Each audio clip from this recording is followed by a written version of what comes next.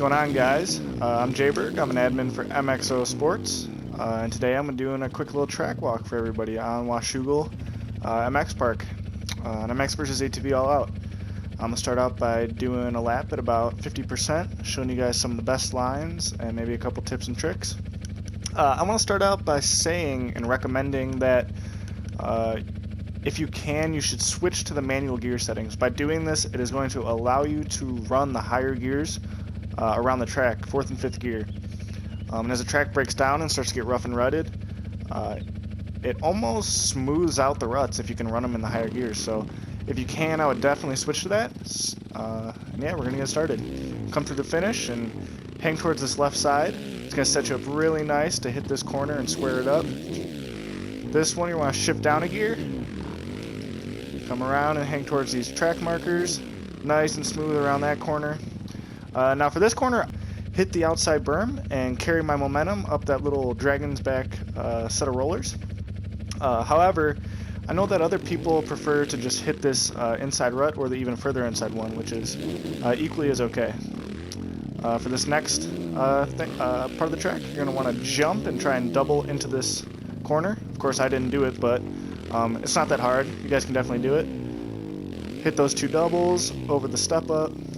Now you're going to want to come into this corner on the gas, 4th or 5th gear, hit that little inside berm, stay in 4th and 5th gear, and come down here and choose any one of these ruts. Whatever one you pick, it's going to hook up really nice no matter what. And over that jump. Up the left side of the horsepower hill. Now a lot of people like to hold it wide and try and scrub it. However, I think it's better to get on the brakes and nearly roll it. So give that a try for sure. After that, 5th gear, coming into this berm, hold it wide. For this next jump, I like to try and use this little hump as a jump and bounce off that and land on the right side, or clear that whole thing all at once. And now stay towards the right here. It'll allow you to sweep around this big bull turn carrying probably so much speed. You can usually go around that in like doing like 55, 60 miles per hour if you have your HUD on. So yeah, hit this. Next is hitting this berm that's to my left and shooting off that into the straightaway. Drop down 2 gears in the air. And you're definitely going to want to get hard on the brakes and coast into this rut right here. By coasting and getting hard on your brakes, you're going to get set up really nicely rather than gassing it and risk jumping all those ruts.